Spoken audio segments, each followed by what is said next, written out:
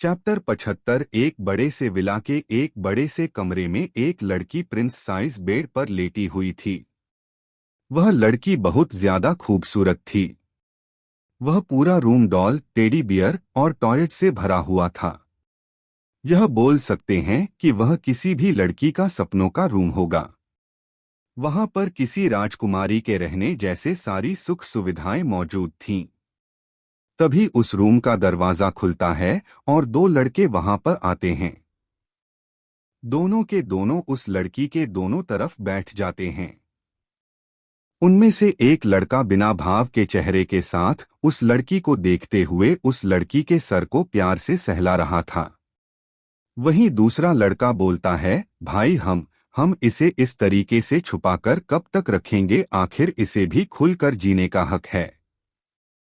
पहला लड़का बोलता है, यह इसकी चॉइस है कि यहाँ पर वह छुप कर रहना चाहती है या नहीं। जो हमारी बहन चाहेगी हम वही करेंगे। यह दोनों लड़के कोई और नहीं दानिश और देव थे और बेड पर लेटी हुई लड़की कोई और नहीं काव्य थी। फ्लैशबैक। वह दोनों भाई खुशी खुशी अपनी बहन को लेने के लिए ओबेरॉय विला जा रहे थे। वह बहुत खुश थे कि फाइनली उन्हें उनकी बहन मिल गई। जब वह जा ही रहे थे तभी किसी ने पत्थर से उनकी गाड़ी पर हमला कर दिया। वह दोनों गुस्से से कार के बाहर आए तो देखा कि एक लड़की उनके पास हेल्प के लिए आती है।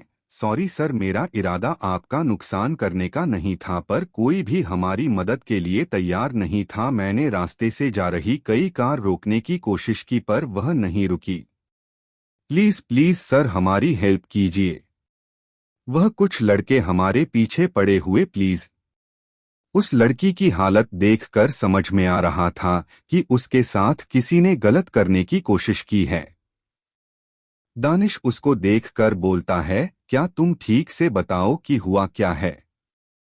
वह लड़की बताती है कि वह गांव की एक लड़की है जो ट्यूशन के लिए शहर आती है। दरअसल आज जब वह अपने ट्यूशन से अपने घर की तरफ जा रही थी तो कुछ लड़कों ने उसे छेड़ना चालू कर दिया। वह लोग उसके साथ गलत बिहेव कर रहे थे, लेकिन तभी एक लड़की ने आकर उनकी मदद की। उसने एक लड़के के सर पर वार करती दिया। वह तो वहां से बचकर भाग गई, लेकिन उन लड़कों ने उस मदद करने वाली लड़की को पकड़ लिया है। उनके पास चाकू भी है, वह उसे लड़की को नुकसान पहुंचा सकते हैं। उस लड़की ने सारी बातें दानिश को बता दी और कहा, प्लीज मेरी हेल्प कीजिए। दानिश और देव उसकी हेल्प के लिए मान जाते हैं। जब वह लड़की दानिश और देव को लेकर उस जगह पर पहुंचती है जहां पर उस लड़की को वह गुंडे लेकर गए थे, तो वह लड़की, दानिश और देव वहां का नजारा देखकर हैरान रह जाते हैं। वहां पर 5 से 6 लड़कों की लाशें जमीन पर पड़ी हुई थी, जिन्हें किसी ने बेरहमी से मार दिया था। वहीं पास में एक लड़की खून से सनी हुए चाकू को हाथ में लेकर बैठी हुई थी। उसकी ड्रेस भी खून से सनी हुई थी। देव और दानिश पूरी सावधानी के साथ उस लड़की की तरफ जाकर बोलते हैं, आर यू ऑलराइट। वह लड़की अपना सर उठाकर दानिश की तरफ देखती है। वही वहां पर काव्य को देखकर वह दोनों भाई तो हैरान रह जाते हैं। दानिश हैरानगी से बोलता है, रूही तुम यहाँ क्या कर रहे हो। काव्य दानिश की तरफ देखकर एक टेढ़ी स्माइल करती है और बोलती है, what A pleasant surprise mister Raichand, लगता है यूनिवर्स हम लोगों को मिलाना चाहती है। दानिश बोलता है, रूही तुम यहाँ क्या कर रही हो, तुम तो ओबेरॉय विला गई थी अरमान और आर्यन के साथ। उसके बाद सुनकर काव्य के चेहरे के एक्सप्रेशन एकदम से काले हो जाते और वह बोलते हैं, आप लोग यहाँ से चले जाइए, मेरा ओबेरॉय ब्रदर से कोई रिश्ता नहीं है। मैं उनसे सिर्फ नफरत करती हूँ, सिर्फ नफरत। ऐसा बोलकर वह चाकू उठाकर दानिश की तरफ फेंक देती है। अगर दानिश ठीक समय से साइड नहीं हटा होता तो वह उसके कंधे को चीरते हुए निकल जाता। काव्य वहीं पर बेहोश हो जाती है। देव तो काव्य को इस तरीके से देखकर डर ही गया था। कल रात में उसे यह तो पता चल गया था कि काव्य साइको है और वह किसी की भी हड्डियां तोड़ सकते हैं, पर इतनी साइको कि वह दिन दहाड़े 5 से 6 लोगों का कत्ल कर दे, इतना उसने नहीं सोचा था। उसने अपना सलाइवा घटक लिया। अच्छा है कि उसने और उसके दोस्तों ने काव्या को इस तरीके से नहीं छड़ा, पर काव्य ने उनके साथ कुछ नहीं किया। नहीं तो इन आदमियों की जगह पर आज उन लोगों की लाशें इस तरह से कटी फटी पड़ी होती। दानिश काव्य को गोद में उठाकर कार में बिठा देता है। कार ओबेरॉय विला की तरफ ले लो। देव, पर भाई हम वहां क्यों जा रहे हैं? हमें रूही चाहिए थी, वह हमें मिल गई। दानिश बोला, रूही के लिए ऐसा करना होगा। सुबह रूही को हॉस्पिटल में देखकर किसी ने रूही के वहां होने की खबर उन दोनों तक पहुंचा दी। उन लोगों को ये जानने में देर नहीं लगेगी कि रूही खून से हमारी बहन है, जिसका हमने अस्पताल में परीक्षण करवाया है। और दूसरा, हम लगभग उनकी जगह पर आ गए हैं। अगर हम बीच रास्ते से वापस चले गए तो उन्हें ये जानने में ज्यादा समय नहीं लगेगा कि रूही हमारे पास है।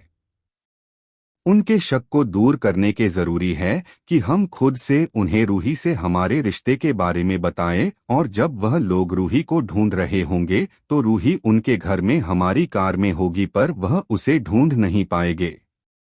उनका शक हम पर जाएगा नहीं। भूलो मत, भले ही वह हमसे ज्यादा पावरफुल नहीं है, पर हमसे कम भी नहीं है। देव अपने भाई की दिमाग की दाद दे रहा था। दानिश ने अपनी कार में रखे मेडिकल किट से एक इंजेक्शन निकाला और रूही को लगा दिया। देव बोला, भाई आपने ये क्या किया? दानिश बोला, जो अभी हुआ उससे लग रहा है कि वह किसी सदमे में है, अभी उसे नींद की जरूरत है, इसलिए।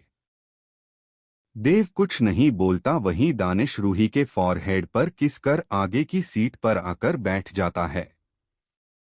चैप्टर 76। रूही दानिश की कार में पीछे वाली सीट पर बेहोश लेटी हुई थी।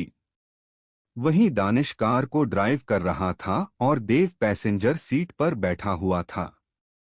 दानिश जब ओबेरॉय विला पहुंचता है तो वह कार का एसी को सेट करने के बाद ही ओबेरॉय मेंशन में जाता है। वहां पर उसने सारी बातें साफ साफ अरमान और आर्यन को बताई कि रूही उनसे किस तरह ब्लड रिलेटेड है, पर उसने यह नहीं बताया कि काव्य उनके पास हैं। वही अरमान और आर्यन जब रूही को ढूंढने के लिए घर से बाहर जा रहे थे तब भी रूही उन्हीं के घर में मौजूद थे। वहीं पर अरमान और आर्यन के वहां से जाने के बाद दानिश और देव रूही को वहां से लेकर चले गए। वहां से निकलने के बाद देव दानिश से बोलता है, वह भाई क्या सॉलिड दिमाग लगाए। मतलब इन लोगों के घर में हमारी रूही थी, लेकिन इन लोगों को पता भी नहीं चला। न अब इन्हें शक होगा कि रूही हमारे साथ है, और इन लोगों को कभी पता भी नहीं चलेगा कि रूही को हम अपने साथ लेकर जा रहे हैं। दानिश के चेहरे पर एक समर्क आ जाती है। वही अपने भाई को पहली बार इस तरीके से स्माइल करता देख देव हैरान रह जाता है। वह मन में सोचता है, थैंक गॉड भाई कभी स्माइल नहीं करते, वरना लड़कियों के ऊपर मेरा चार्म कभी काम नहीं करेगा। ऐसा सोचकर वह अपने प्यार भरी नजरों से रूही को देखने लगता है, जो आराम से पीछे के सीट पर बेहोश पड़ी हुई थी। कुछ देर में वह लोग रायचंद विला में पहुंच जाते हैं। दानिश ने सिक्योरिटी बहुत टाइट कर दी थी ताकि किसी को भी रायचंद विला में हो रही खबरों के बारे में पता न चले। दानिश रूही को गोद में लेकर अंदर की तरफ जाने लगा। वही प्रेरणा जी और रागिनी जी ने उसे गेट पर ही रोक लिया। प्रेरणा जी ने रूही की आरती की, वही रागिनी कुमकुम का थाल लेकर आगे आ गई। दानिश और देव ने रूही के पैर को उस कुमकुम के अंदर डुबाया और उसके पैरों की छाप एक वाइट कलर की बेडशीट पर लगवा दी। आखिर अब जाकर उनके घर की लक्ष्मी, उनके घर की बेटी उनके घर आई थी। विशंभर जी रूही को बेहोश देखकर हैरान थे। अनुपम जी और अनुराग जी भी घबरा गए। वह आगे आकर बोले, रूही को क्या हुआ है? दानिश ने कहा, हमें भी नहीं पता कि क्या हुआ है। मैंने डॉक्टर को कॉल कर दिया है, वह आकर चेक कर लेंगे। फिर वह प्रेरणा जी की तरफ देखकर बोलता है, माँ प्रिंसेस का रूम रेडी है। प्रेरणा जी बोलती है, बिल्कुल जैसा तुमने बोला था वैसा ही रूम तैयार किया है। दानिश रूही को लेकर उस रूम में चला जाता है और उसे आराम से बेड पर लेटा देता है। कुछ देर बाद एक लेडी डॉक्टर रायचंद विला में आई। यह वही डॉक्टर थी जो अक्सर रूही को देखने के लिए ओबेरॉय विला में जाती थी। यह बात दानिश को नहीं पता थी। जैसे ही उस लेडी डॉक्टर ने रूही को देखा तो उसके मुंह से निकल गया, फिर से यह लड़की। वही उसके मुंह से यह शब्द सुनकर दानिश के कान खड़े हो गए। उसने कहा, फिर से यह लड़की का मतलब। डॉक्टर को याद आया कि यह लड़की अरमान और आर्यन ओबेरॉय के विला में रहती थी और बाद में उन्हें पता चला था कि यह उनकी वाइफ है। उनके सीनियर डॉक्टर ने उनको बताया भी था कि यह अब पहले जैसी नहीं है। साथ में इस डॉक्टर को यह भी पता था कि रूही को पर्सनैलिटी डिसऑर्डर्स है। पर डॉक्टर को ये समझ नहीं आ रहा था कि अब ये लड़की रायचंद विला में क्यों है। पूरे शहर को ये बात पता थी कि ओबेरॉय ब्रदर्स और दानिश रायचंद जानी दुश्मन है। अगर ये लड़की ओबेरॉय ब्रदर्स की बीवी है तो अब ये रायचंद विला में क्या कर रही है। वही उसकी ऐसी घायल हालत को देखकर डॉक्टर को लग रहा था कि शायद रायचंदस ने रूही को किडनैप कर लिया है और अब वह भी उसे टॉर्चर करने वाले हैं। डॉक्टर को उस पर तरस आ रहा था। पता नहीं इस मासूम बच्ची ने किसी का क्या बिगाड़ा है जो ये सारे लोग उसे मारने पर तुले हैं। डॉक्टर रूही के पास जाते हुए कहती हैं, आप सब कुछ देर के लिए बाहर जाइए, पहले मुझे मैम को चेक करना जरूरी है। मैं एक बार चेक करना चाहती हूँ कि हर बार की तरह इन्हें बुरी तरीके से घायल तो नहीं किया गया है। अगर यह हर बार की तरह घायल रही तो शायद उन्हें बचाना मुश्किल हो जाए।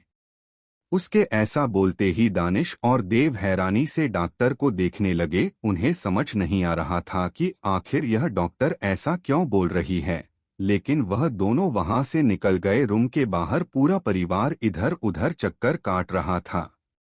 थोड़ी देर में डॉक्टर रूही का चेकअप करके बाहर आई।